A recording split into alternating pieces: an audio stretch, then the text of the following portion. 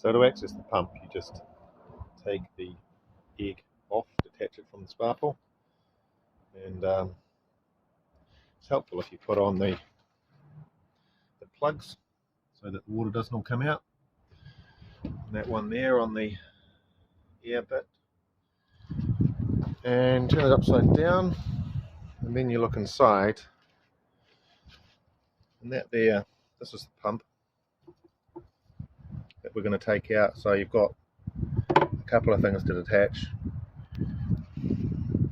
Just undo that little electrical bit. Obviously you want to make sure the whole thing's not plugged in anymore. And then you've got a, well, I've undone them already, but you've got a hose clip there and another hose clip down here, which I've already loosened. And then you detach this bit, it'll just pull out, and then the whole thing will just pull up. But note which way it sits, because you can actually mistakenly try and fit it reverse when you go back to put it in, and it does fit, and it does blow the water the wrong way, so that's a mistake you don't want to make. But I'm going to take the pump out now. Here we go with the pump removed now. You want to watch you don't lose these little O-rings, they can pop off. And also make sure you don't lose the hose clips. They can potentially fall down inside there, and that's not great. So these are the bits that are inside the pump that we're going to be replacing. You've got the impeller. This is from an old pump which failed, and you can see the impeller's got a crack in it. And this shaft here was the shaft from an old pump which I took out, which has failed. And the whole reason that it has failed, as you can see here and here, it's worn down, and that's where the impeller spins around on this shaft. And when it spins around, it just wears the shaft out, and the shaft is shafted.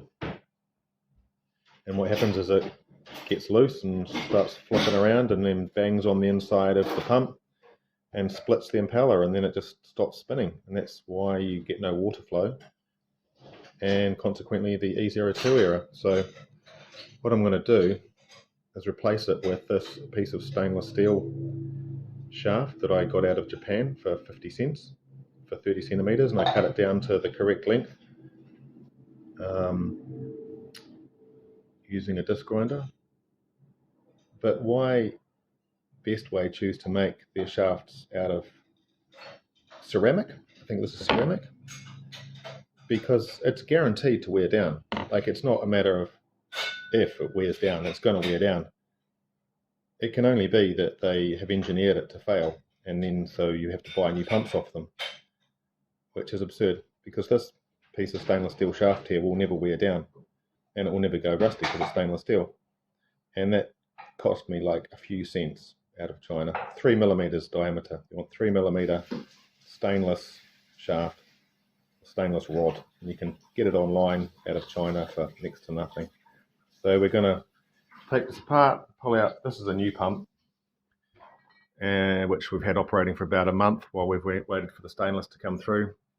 And we're going to pull it apart while it's still working and replace the shaft with the stainless shaft, so that it doesn't just wear out in 6 months like the last two that we've had did, for the same reason.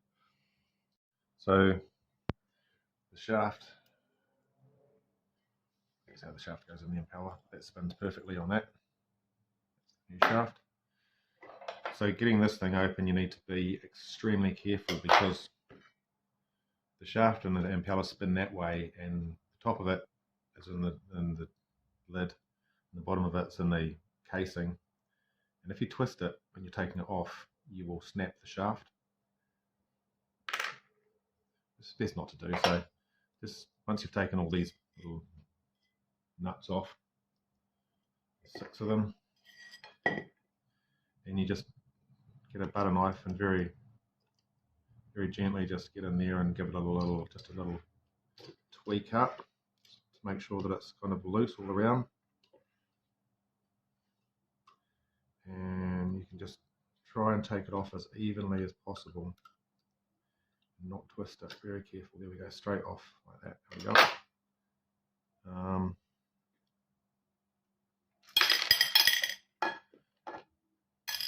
Make sure that rubber ring there doesn't get out of place. And here you have, this is a healthy pump, so you pull the impeller off again very carefully. Now there's a magnetic resistance there, so you'll feel that. Actually, I'm just grabbing the shaft here, pulling the shaft, there we go, out comes the shaft. This shaft is as good as new, so that one's fine, but we're going to put the stainless steel one in, because this will wear out, whereas the stainless steel one won't.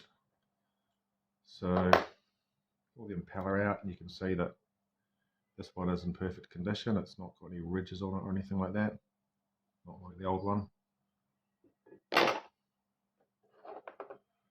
So put the new replacement stainless steel shaft in that you've cut to length, and seat it down in.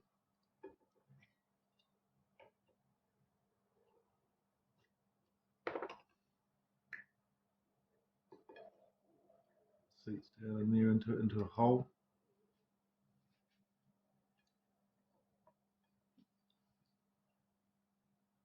So I've got that shaft seated in the hole in there.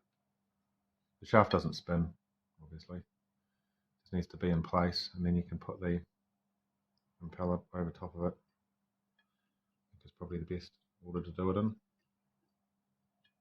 There we go, magnetically in place. And now the moment of truth. We're going to put this back on, make sure that that's in place.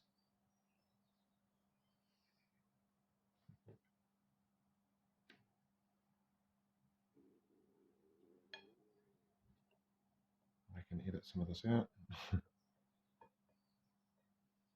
we go. I can feel that's now gone into the right hole, and that is seating down nicely.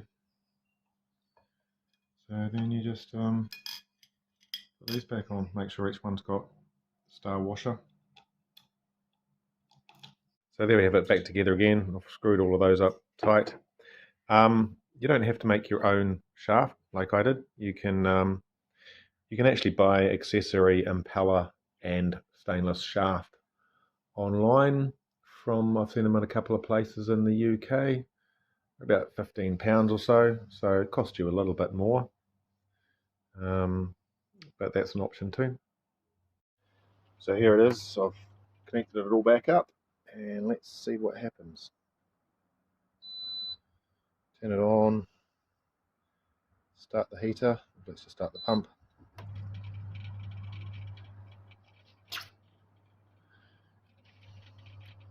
No E02, and the water is pumping out of there. So fixed. Never to fail again with a worn out impeller shaft. Now the other thing that can actually cause an E02 error, which I won't cover in this video, but we've also had with this unit, is the flow meter.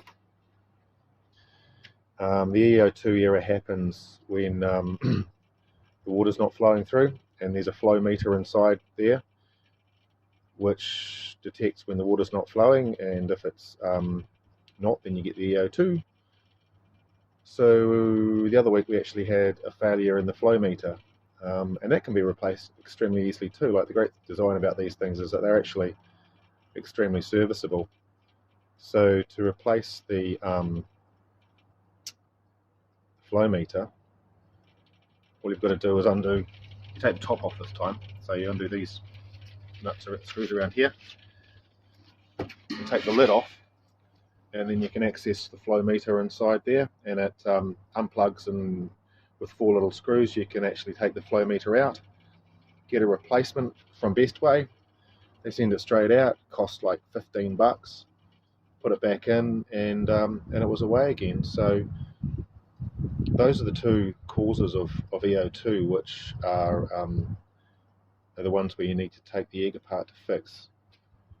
I mean, that's obviously you want to check out that all of the filters and that there's no blockage and stuff like that, because E02 can be caused by blocked filters, or maybe some crap getting stuck in the pipe in one of these pipes. So, you know, check your filter screens, and, you know, I presume you've done all of that before you start to take the egg apart.